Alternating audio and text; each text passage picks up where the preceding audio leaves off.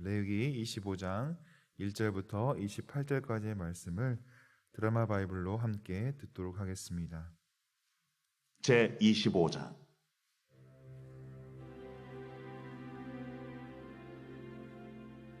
여호와께서 시내산에서 모세에게 말씀하여 이르시되, 이스라엘 자손에게 말하여 이르라. 너희는 내가 너희에게 주는 땅에 들어간 후에 그 땅으로 여호와 앞에 안식하게 하라. 너는 6년 동안 그 밭에 파종하며 6년 동안 그 포도원을 가꾸어 그 소출을 거둘 것이나 7째 해에는 그 땅이 쉬어 안식하게 할지니 여호와께 대한 안식이라. 너는 그 밭에 파종하거나 포도원을 가꾸지 말며 내가 거둔 후에 자라난 것을 거두지 말고 가꾸지 아니한 포도나무가 맺은 열매를 거두지 말라. 이는 땅의 안식년임이니라. 안식년의 소출은 너희가 먹을 것이니 너와 내 남종과 내 여종과 내 품꾼과 너와 함께 거류하는 자들과 내 가축과 내 땅에 있는 들짐승들이 다 그 소출로 먹을 것을 삼을지니라. 너는 7 안식년을 계수할지니 이는 7년이 7번인즉 안식년 7번 동안 곧 49년이라. 7째 달 열흘날은 속죄일이니 너는 뿔나팔 소리를 내되 전국에서 뿔나팔을 크게 불지며 너희는 50년째 해를 거룩하게 하여 그 땅에 있는 모든 주민을 위하여 자유를 공포하라. 이 해는 너희에게 희년이니 너희는 각각 자기의 소유지로 돌아가며 각각 자기의 가족에게로 돌아갈지며 그 50년째 해는 너희의 희년이니 너희는 파종하지 말며 스스로 난 것을 거두지 말며 가꾸지 아니한 포도를 거두지 말라.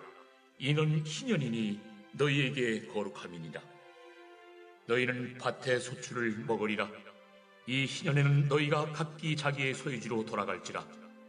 내 이웃에게 팔든지 내 이웃의 손에서 사거든 너희 각 사람은 그의 형제를 속이지 말라. 그 희년 후에 연수를 따라서 너는 이웃에게서 살 것이요 그도 소출을 얻을 연수를 따라서 내게 팔 것인즉 연수가 많으면 너는 그것의 값을 많이 매기고 연수가 적으면 너는 그것의 값을 적게 매길지니 곧 그가 소출의 다소를 따라서 내게 팔 것이라. 너희 각 사람은 자기 이웃을 속이지 말고 내 하나님을 경외하라. 나는 너희 하나님 여호와이니라. 너희는 내 규례를 행하며 내 법도를 지켜 행하라. 그리하면 너희가 그 땅에 안전하게 거주할 것이라. 땅은 그것의 열매를 내리니 너희가 배불리 먹고 거기 안전하게 거주하리라. 만일 너희가 말하기를 우리가 만일 7째 해에 심지도 못하고 소출을 거두지도 못하면 우리가 무엇을 먹으려 하겠으나 내가 명령하여 6째 해에 내 복을 너희에게 주어 그 소출이 3년 동안 쓰기에 족하게 하리라. 너희가 8째 해에는 파종하려니와 묵은 소출을 먹을 것이며 9째 해에 그 땅에 소출이 들어오기까지 너희는 묵은 것을 먹으리라. 토지를 영구히 팔지 말 것은 토지는 다 내 것임이니라. 너희는 거류민이요 동거하는 자로서 나와 함께 있느니라. 너의 기업의 온 땅에서 그 토지 무르기를 허락할지니 만일 내 형제가 가난하여 그의 기업 중에서 얼마를 팔았으면 그에게 가까운 기업 물을 자가 와서 그의 형제가 판 것을 물을 것이요 만일 그것을 물을 사람이 없고 자기가 부유하게 되어 물을 힘이 있으면 그 판 해를 계수하여 그 남은 값을 산자에게 주고 자기의 소유지로 돌릴 것이니라. 그러나 자기가 물을 힘이 없으면 그 판 것이 희년에 이르기까지 산자의 손에 있다가 희년에 이르러 돌아올지니 그것이 곧 그의 기업으로 돌아갈 것이니라. 아멘. 오늘 25장에는 안식년과 희년 이야기가 이렇게 기록이 되어 있는데요. 희년을 가지고 같이 좀 말씀 나누려고 합니다. 우리가 잘 알고 있듯이 희년은 자유의 날이라고 이야기할 수 있습니다. 그까지 2가지 종류의 자유를 이야기하는데요. 하나는 땅의 자유, 그리고 2번째는 몸의 자유를 이야기합니다. 이스라엘 백성들이 살다가 생활이 어려워집니다. 그래서 자기 소유의 땅을 팔게 되죠. 이때 이 판 땅을 희년이 되면 되돌려줘야 한다는 것이 이 희년법입니다. 13절에 보시면 이 희년에는 너희가 각기 자기 소유로 돌아갈지니라 라고 말씀하고 있습니다. 그러다 보니까 희년을 기준으로 토지 매매가 되는 것을 이야기하고 있는 것이죠. 만약에 희년까지 10년이 남은 토지가 있다고 한다면 남은 10년의 소출의 값을 계산해서 매기고 파는 것입니다. 또 5년 남은 토지가 있다고 한다면 남은 5년 동안의 소출을 계산해서 팔게 되는 것이죠. 그러나 희년이 되면 토지는 다시 원래의 주인, 원주인에게로 돌아가게 되는 것입니다. 또 이스라엘 백성 중에서 살다가 가난하게 되어서 몸이 팔리는 경우도 있습니다. 이런 경우가 되면 어떻게 해야 되는지에 대해서도 오늘 본문이 이야기해주고 있는데 39절부터 읽지 않았지만 39절, 40절 말씀에 이렇게 나와 있습니다. 너와 함께 있는 내 형제가 가난하게 되어 내게 몸이 팔리거든 너는 그를 종으로 부리지 말고 품꾼이라 동거인과 같이 함께 있게 하여 희년까지 너를 섬기게 하라 라고 나와 있습니다. 살다가 어려운 상황 때문에 몸의 자유를 잃게 된 사람을 향해 하나님께서 이들의 인생을 어떻게 보호하시고 계신지를 우리에게 이야기해주고 있습니다. 희년 전까지는 종으로 살지 모르지만 희년이 되면, 즉 자유의 날이 선포되면 그동안 종으로 살았던 이 사람이 다시 자유인으로 살 수 있도록 해주고 있음을 우리에게 알려주고 있는 것이죠. 이처럼 하나님께서 땅과 몸이라고 하는 가장 기본적인 소유의 개념을 희년이라는 제도를 통해서 보호하고 계심을 우리는 볼 수 있습니다. 그렇다면 이 희년을 가능하게 한 하나님의 정신은 어디에 있을까요?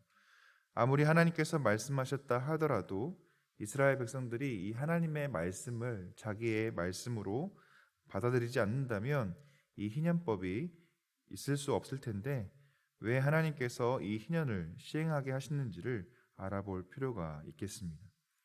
그것은 이 레위기 25장 23절에 나와 있는 이 정신을 우리가 알면 알 수가 있는데요.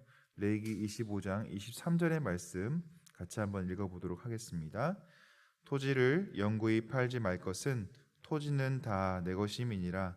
너희는 거류민이요 동거하는 자로서 나와 함께 있느니라. 아멘.